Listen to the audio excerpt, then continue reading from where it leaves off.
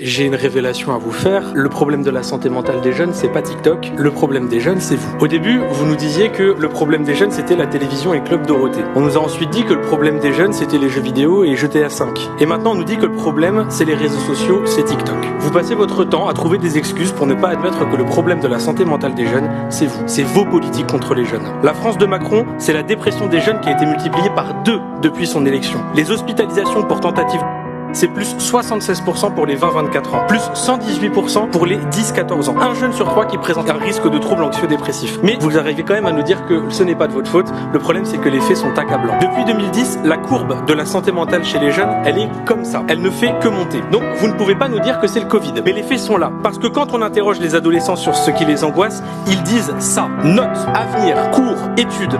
Et vous voyez, il y a même Parcoursup qui est marqué juste ici. Quand on interroge les jeunes, je ne vois pas marqué TikTok. Je vois marqué bilan des politiques d'Emmanuel Macron et de Gabriel Attal. Parce que quand on est lycéen à 40 dans une classe, où les professeurs absents ne sont pas remplacés, et quand on sait que c'est un algorithme qui va définir le reste de notre vie sur la base du contrôle de la veille, oui, ça affecte la santé mentale.